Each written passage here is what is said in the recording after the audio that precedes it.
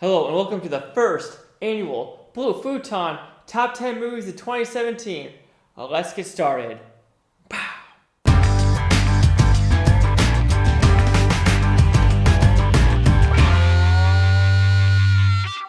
Alright, so this is going to be my list for the top 10 movies of 2017. Now, have I seen every movie of 2017? No. Here are some movies which I think could have made the list, but I haven't seen them. And they are Dunkirk, Wonder, The Disaster Artist, and All the Money in the World. Those four could have made the list in my opinion, but I haven't seen them. So you know what? I can't put them on the list. Let's get started. This might be a little shocking to some of you, and it was actually shocking to me of what I picked and what I saw. Now I was thinking, should I do nominations or could have made the list? But are there participation trophies? No. Should there be? No. So you know what? Off the table, and we're just going. Number 10 is... Yes. Have you heard of the killing of the sacred deer? I sure didn't until I actually did some research, and man, it is a movie that will mess with your head. Is it for everyone? No. Is it messed up? Yes. Is the dialogue weird? Yes. But man, the camera angles, the actual story, and the actual presentation of the movie is amazing. I recommend seeing it if you could handle WTF moments, and they're good WTF moments. Number 9 is...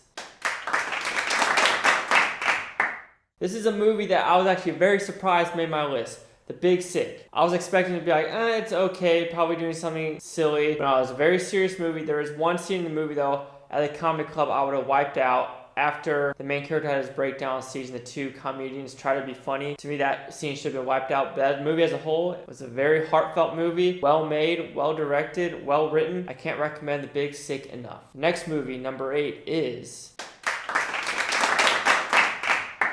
The movie with the most fun factor while watching was Baby Driver. Great music, great cast, great editing. Love how Edgar Wright decided to do no CGI, all real car chases, all real effects. And I love that in a movie, that you can get the fresh air of real, not everything has to be CGI. So my number 7 movie is...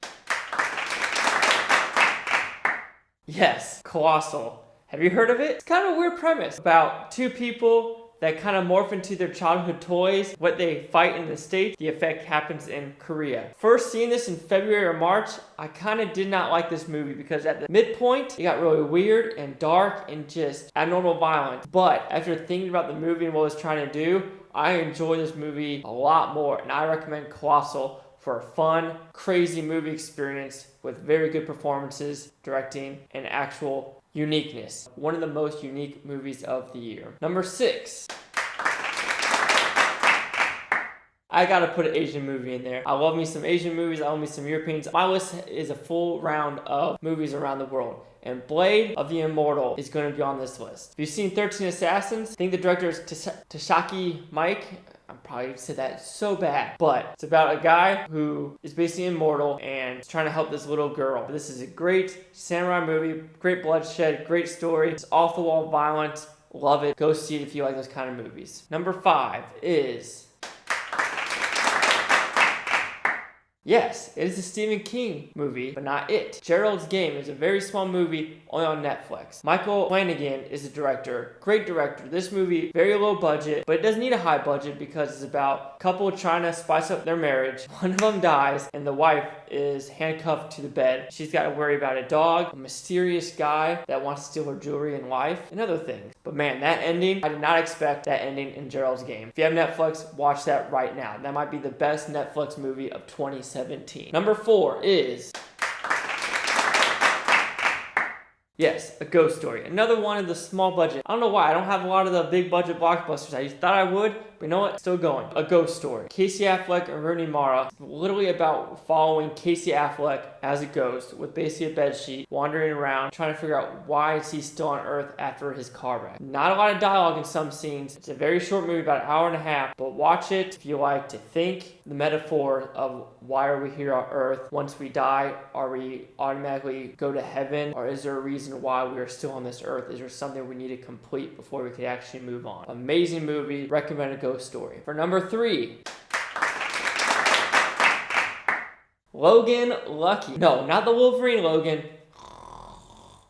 Snorefest. No, Logan Lucky. Great movie with Channing Tatum, Adam Driver, Steven Soderbergh directed. Basically, they want to rob NASCAR. Or not, yes, they need to rob NASCAR. Funny movie. I had to smile the whole time through Logan Lucky. It's a great heist movie, great comedy. Performance by Daniel Craig you'll never see before. I showed it to my mom and she's like, ew, that's Daniel Craig. She's used to the Bond Daniel Craig. Funded by Steven Soderbergh himself. Didn't want big movie studios to be part of it. But go see Logan Lucky. It's on Blu-ray, 4K, and DVD streaming. Watch Logan Lucky. Number 3 movie. My number 2 movie is...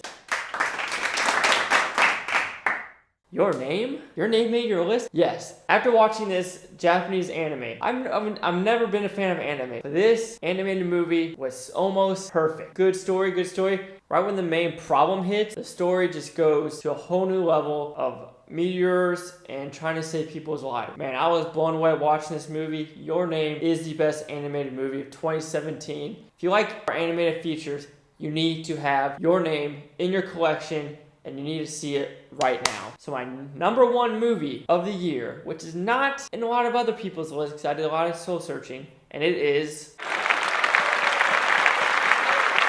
Wind River Blew Me Away. From the opening scene to the ending scene. The scenes where they're actually at Indian reservations in Wyoming. Best scene of the movie is first off the final battle and a scene where Ashley Olsen, the FBI agent, is with Jeremy Renner and they're going through parents' house who just lost their daughter and mom's doing something bad and the dad is trying to help her, but when Jeremy Renner walks through the door because of his past, that scene blew me away. One of the best movies I've seen. Wind River should be best picture of the year at the Oscars. Hands down, bar none. That is my list of 2017. Now you might be wondering, wait, what about other movies that are on other people's lists? Here are a couple of them. The Post. No, sorry. No. Today's day and age, I don't believe what that movie is trying to say. Call Me By Your Name. That's on a lot of people's list. But I kind of still have trouble with a 17-year-old and adult kind of... Isn't that illegal, but we're praising it? I'm guessing if one was a guy and a girl and a guy, the movie wouldn't be made. But you know what? Call Me By Your Name, to me, no, sorry. The Shape of Water, everyone's loving Guillermo del Toro's movies. To me, his movies are good, but they're not top 10 performances. And the one movie that's on everyone's list that's not on my list is Get Out. Get Out's a good movie. Is it original? Somewhat. I mean, Jordan Peele uses a lot of the stuff from Stepford Wives and other horror movies, Rosemary Baby. But him being a front runner for original screenplay at the Oscar, to me, I don't agree with that whatsoever. So to me, Get Out is not one of the top 10 movies of the year. But it's Chase Hockey with the Blue Futon. Did you like my list? You probably didn't. Mine's a little different. But hey, comment below, let me know what you think and what your top 10 movies are. Like I said, like, comment, subscribe. Let me know what you think in this Blue Futon Utopia, you Blue Futonians. Thank you for watching. And you know what? Happy New Year and good luck in 2018.